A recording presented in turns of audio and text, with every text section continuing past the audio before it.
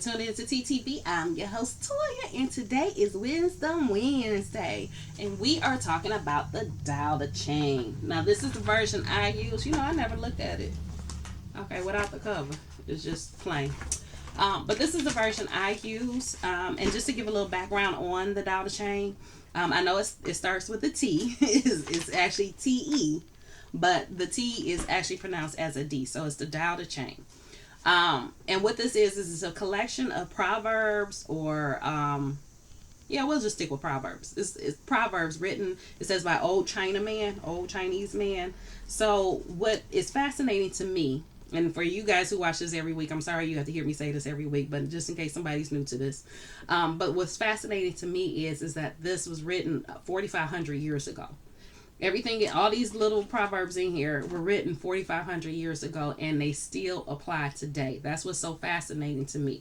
Like, you can still get benefits. We still going through the same things today. So it really tells you that in a spiritual concept, people really haven't changed much over the years. For 4,500 years, if this still applies today. So and the other thing is, it's not religious text. This is all philosophical, even though it does speak of the great integrity, which my take on that is like the creator spirit or God, Yahweh, Allah, whatever you want to call it. But that spirit, that energy, that creator spirit is what the great integrity is. Okay. And it goes by verses, but again, this is, like I said, philosophical, not religious. Now, before I get into it, two things y'all know. Please like, subscribe, and share, because if you get anything out of this, chances are someone else will as well. So please like, subscribe, and share with those you know, love, and care about. The other thing is I'm a distributor for Young Living. They are not a sponsor for me, but I do get compensation from sales that I make through the link below. So check out the link below for your essential oil needs. Also, they have education stuff on there too. So if you want to learn more about essential oils, it's on the website as well, and it's no charge for it. So check out the link below, and let's get into it. So this week we are talking verse 35, and it says the consummate food and the ultimate music. Now, I didn't do this beforehand, so I'm gonna do this with y'all because I wanted to look this up. I told myself to do this before I started this video, but I'm gonna go ahead and do it now with you guys, because that word consummate is kind of weird to have in the way it's written. The consummate food. So I want to look it up. So I am on etymology. Online. Etymon online. I don't know how they're supposed to pronounce that, but it's I'll just put the link below.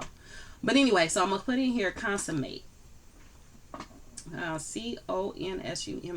Yep. Okay, so it says complete, perfect, carried to the utmost extent or degree of food. Okay, so perfected, and complete. So that's what consummate means. Perfected and complete. So let's get into it and read it and find out what it is it's saying. Take those off. So when you merge with the universe, the whole world is attracted to you, discovering through you its own security, peace, and good health. Passing guests may stop by at first attracted to your savory food and inspirational music, but they might leave more deeply enriched than they could have anticipated, because the silent song of the Tao is the ultimate music, and the infinite delicacy of the Tao is the consummate nourishment. Okay, so let's break it down. Okay, so if you're new to this, what I usually do is I'll read the whole thing. This is a short one. And then I'll go through each one and tell you what I think, and then encourage you to leave your comment below. Tell me what you think.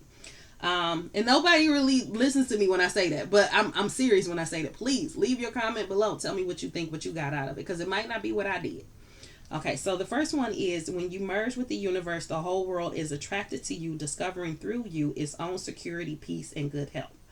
When you get to a place in your mind and in your spirit where you are comfortable and you are connected to, again, whatever you want to call it, spirit, God, source, Jehovah, Allah, Yahweh, whatever name you give it, when you are connected to that, people are attracted to that. And you end up, when you talk to people, they see things differently. because you see it differently. So I'm gonna give you an example, and again, I need to do a video on this because this is coming up again. But when you look at the big picture and you're around people that don't, okay. So for example, what can I use as an example? I try to stick away from politics and religion. So, but anyway, when okay, yes, okay. So when you're a kid, when you're growing up and you get older and you find out things that your parents didn't tell you, well, why didn't they tell me this and why didn't they tell me this, and I blame them. It's a whole concept that goes with that. It's a whole thought process that goes with that. So you have to look at what did your parents go through and how they were raised, and what did their parents go through and how they were raised. And I know it was a post that somebody had did or told me about, that a young lady had did, and how she was mad at her parents for not teaching her something. We'll just leave it at that. Not teaching her, basically a consumer, about being a consumer versus being just a regular person walking around here. And the thing is, she was mad at her parents for not knowing that to teach her that. And my thought process is, well, in order for her parents to have taught her that, they would have had to know that. And not only would they have to know that, but even if you gave them that information, they would have had to have the courage to go out and actually act upon it. But they were raised by children by parents who were children during slavery. Okay, and they came up through that period of segregation and the civil unrest and riots and hangings and lynch mobs and all of that. So they grew up in an era that was very scary. And so they taught their children to be very cautious and not to shake the boat, not to be a rebel. And so because they taught their children that, their children are the same way. Don't want to shake the boat. So at some point, yes, you do have to break the cycle. But for you to be mad at your parents for not teaching you something that, one, they didn't know, and that even if they did know, they probably would have been too scared to enforce or too scared to go about, because they didn't know no different. And because of how they were raised and how their parents were raised and how their parents before them was probably in slavery. So, you have this whole line of thought process that you have to go through. And that's what they're talking about in this. So when you get to the point where you can connect and you can see things on a bigger picture and you can think about more than just yourself, and I'm not blaming y'all, I'm not mad at y'all, I'm not accusing you of anything. This is just me talking facts, okay? So don't get offended and don't take this personal as far as what I'm saying, because this is a step that you just get through.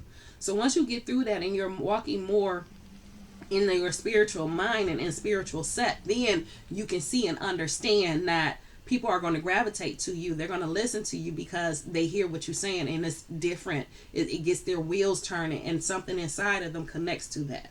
So that's what I feel that they're talking about with this, how people will discover their own security, peace, and good health through you.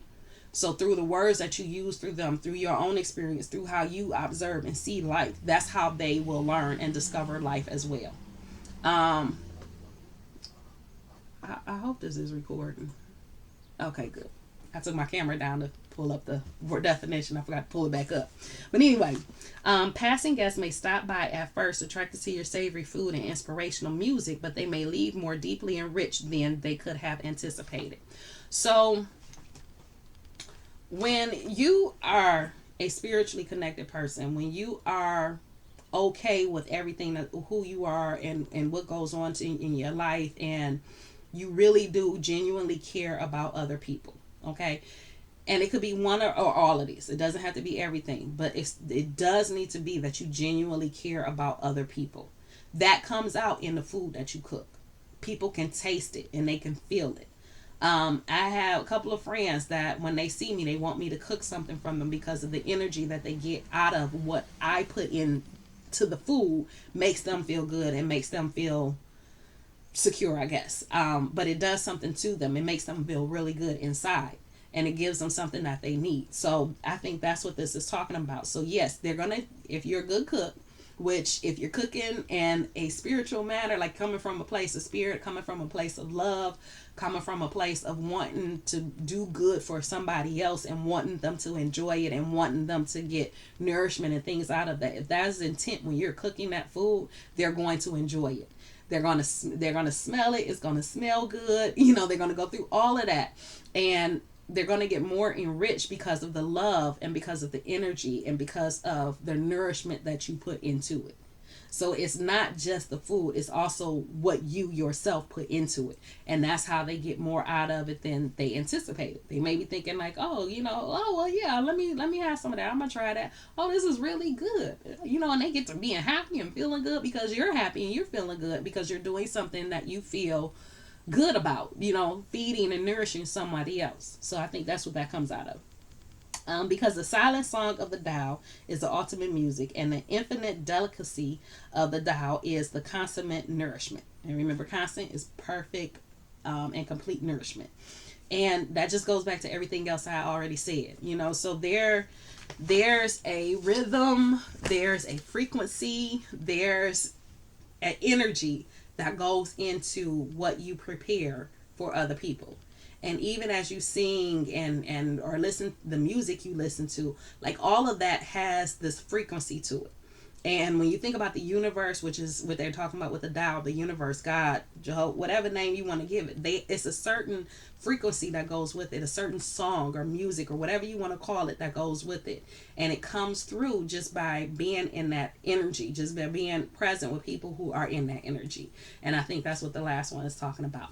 Now, my opinion could be far-fetched from what yours is. Yeah, I'm not saying mine is the only opinion or the only interpretation. So I would love to hear what you think as well. So drop that comment below and tell me what you think. What did you get out of this? How did you interpret this? Was it different from mine? Because it could be different. I'm not mad at it. I'll be okay with it. It's opinion. Everybody has one.